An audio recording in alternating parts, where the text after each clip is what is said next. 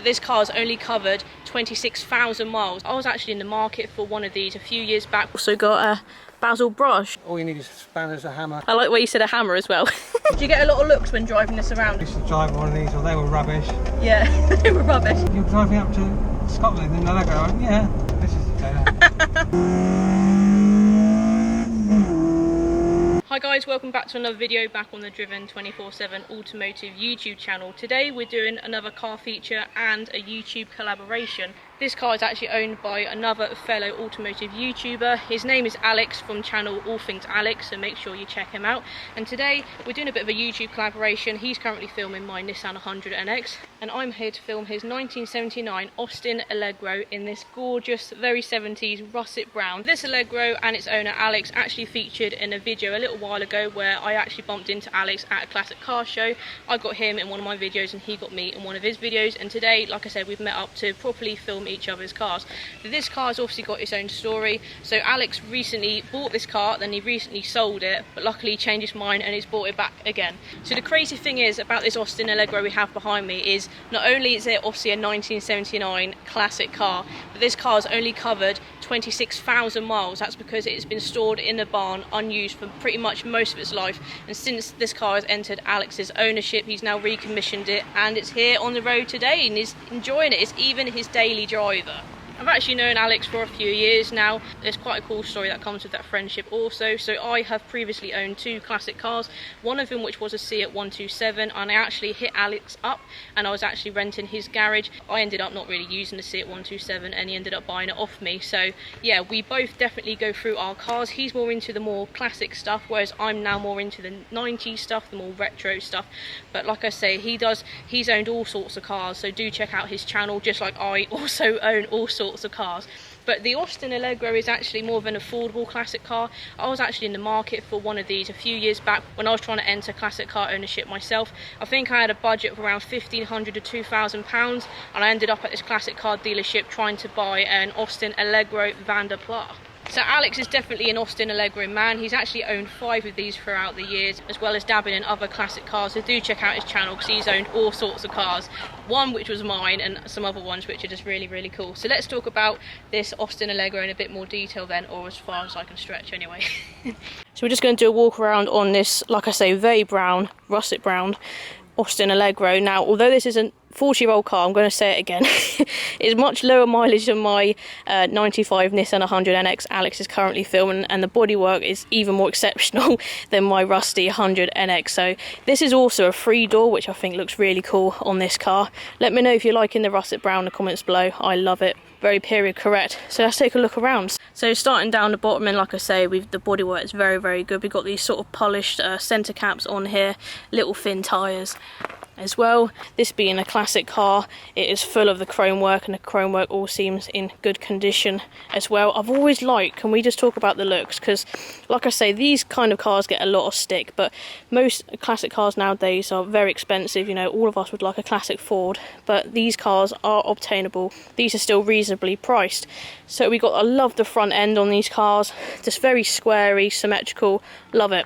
So we've got the chrome mirrors, we've also got the chrome going all the way around the windows. I've always liked this kind of like air vent in them as well. And then we've actually got a bit of kind of gold pinstriping down the side, which looks really cool. I even like things like the door handles, just really, really nice and mechanical. On to the driver's side now. The only bit of bodywork imperfection we have is here, but again, it's definitely not rusty like my 100 NX. Now we have, of course, a hub nut sticker on here. Very nice rear end, more sort of slopes, it's not as squarish. I just like the square lights at the back.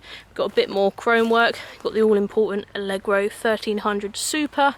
But yeah, I really, really like the back end of these. It's just a cool old classic car, really. Inside now we've got more brown goodness, and we've also got a basil brush. We got a period correct picnic blanket. I must get one of those actually, or a couple of them for my car, shall I say. So we got these sort of golden brown velour seats, and we got the more vinyl effect here on the door cars, but it's a little bit of poshness carrying on in the inside with the chrome handles as such. Nice, really thin, old school, very basic steering wheel, which I love. Of course, the headlining is going to be in good condition because the rest of the car is. Got a cream headline in here as well, and there we have it, only 26,000 miles on the clock. You got your fuel gauge, your miles per hour, also got a nice posh clock right in your face, and we have the oil temperature gauge. So I've tried to do a good job at describing and having an overview look around at this Austin Allegro, but Alex can do it better than me, so let's get him on camera and get him talking about this car in a bit more depth than I can manage. Here's Alex from the channel All Things Alex. Hello. And this is George, your 1979 Austin Allegro. So I've already said you've owned 5 of these, so why the Austin Allegro for you? I've always been a bit of a sucker for British sailing cars, patriotic in that sense. I love the simplicity of these vehicles. The engines are mechanically very simple. This particular one's got the A series, which was fitted to a lot of British cars from the 1950s onwards. So the engine's tried and tested, very straightforward to work on. All you need is spanners, a hammer and some enthusiasm. I like where you said a hammer as well. You need a hammer. So Alex, you actually bought this in an unroadworthy state. It's been off the road for a number of years? I did. The person I bought this from actually bought it as a parts car. He bought it because he had another vehicle he wanted to do it up. On looking at the vehicle, I realised how good it was, so he then thought, what do I do with it? So he parked it up for a couple of years, scratched his head, he put it in for an MOT, it failed on brakes, which you'd expect with a car that's been laid up for so many years. He then put it up for sale, and this is where I came on board. So when I bought it, George, as he's known now, hadn't been on the road since 1981. Loads of things that he was doing to it. The suspension had all collapsed. So unlike a normal car, we have a shock absorber in the spring. Allegros don't have any of that. They've got hydroelastic suspension. With hydroelastic suspension, you've got a sphere. Top half is full of nitrogen gas, the bottom half is full of liquid with a little membrane in between, and they work against each other like a rebound, if you like. What happens over time is the nitrogen escapes, and then you end up with a very hard bumpy ride, so they need to be regassed. These are from the factory, were never designed to be regassed, but there's now a company that will come out and tap and drill a valve into the units, and you can put you can repressurise them, and then you get the ride back as it was from day one. I had a couple, Ian and Don Kennedy, they run a service, they're very busy, they came down and did my car over a weekend. We're there for the whole day, absolute troopers, but they replaced all 4 units and now the car rides like new. Brakes needed overhauling, the calipers are C-solid, so I got some through the club. The owners club are really, really good, very helpful for spares. On the subject of spares, when it comes to mechanicals, the engine is A series, so there's loads of available bits for it because it's the same as a Mini, unlike the trim panels, which are getting rarer now. So on the subject of spares, panels are quite rare to get hold of now. I expect to pay about £200 for a wing. Fortunately these are quite good, so I haven't had to do anything to the bodywork as yet. There's a few little scabs and blisters here and there because it is an unrestored car. And should we take a look at the engine? Absolutely. Jeez, it's Alex, that's really clean actually. Well, I like to look after my cars. So this is an original A-series engine, the same as you find in the classic Mini. 4-cylinder, petrol, manual gearbox. The gearbox is on the sump in these, so it shares the same engine oil. There's no separate gearbox oil. Oh. Points distributor. I keep everything bone stock. I could convert to electronic ignition, but I quite like having working with points because just you know where you are with them. Mm-hmm. Those are the hydrogas units which have been replaced. This wouldn't have been from factories. That's where you now repressurize them. The clutch is on the side there. I freed the clutch safe cylinder off because that was seized. I put a new thermostat gasket in it. The head gasket's been done. I did that over a weekend as well. Oh, okay. That was a bugger to get off because the head was seized on, but with a few pry bars, cups of tea and a bit of persuasion it came off. It came off. I like your thinking, but you got like big engine bay here with a little engine. Loads of room. Right, you now join me in the Allegro, and I'm quite excited because I've never really sat in one before or been driven. So it's quite a nice place to be actually. Yeah, first impressions. The seats are really nice and comfy. Velour interior. Velour. Yeah, it is kind of posh in here as well. Let's do it. Let's do it. Let's go for a drive. On the button, look at that. So it has got obviously a manual choke. Yeah, manual choke, which you need in the mornings when it's a bit cold. But not at the moment, obviously, because it's a nice sunny day. 4-speed manual as well. Yeah, 4 on the floor. No power steering. No, don't need that. Didn't exist in this era. Do you get a lot of looks when driving this around as well? Yeah, you get mixed reactions. A lot of people, everyone said, oh my mum and dad used to have one of these, or I used to drive one of these, or they were rubbish. Yeah, they were rubbish. I think until you own an Allegro, you don't appreciate how good they actually are as a car. At the time it came out, it got mixed reactions from the press. At that time, British Labour were in quite a poor state financially. The workers were on a 3-day working week, constantly on strike because of bad working conditions.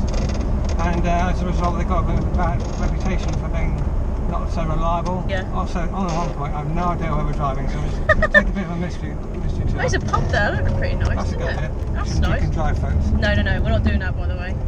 I bought my first Allegro sight unseen off eBay back in 2014 and had that car for 5 years. Went all over the country and it did a 1,000-mile round trip up to Edinburgh and back. Wow. To see an old friend of mine from school. He said, "You're driving up to Scotland in Allegro?" I went, "Yeah." It was as good as gold. I stopped about halfway to get a Best Bite, a can of Monster, other energy drink stickers, and a couple of sandwiches, and just kept on going. Oh, this isn't their road. This is right. Right, we'll stop it. Although you've owned a few other classic cars, you keep coming back to the Allegros, yeah? Yeah, I was forced to sell my first one. Then I had a few other cars, but they never really gelled with me, so I thought I must get myself another Allegro. But in that time, the value of them had just shot up to the roof. Have they? With the cars like this getting to be 40 years plus old now, they're becoming tax and MOT exempt.